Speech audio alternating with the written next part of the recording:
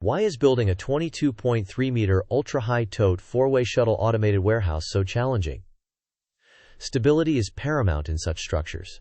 Planning and design phase. During the planning and design phase, engineers meticulously analyze the structural strength, stability, and seismic resistance of the racking system. Operational routes and equipment deployment are precisely planned to ensure efficiency.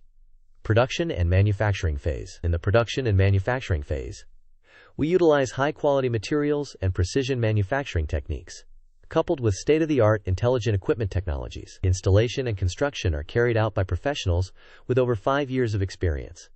Project overview. Spanning 5 levels and reaching a height of 22.3 meters, this ultra-high tote four-way shuttle automated warehouse operates alongside a pallet stacker crane system. It integrates seamlessly with production workshops from the 1st to the 4th floor, forming a high-density storage system with over 18,700 storage locations.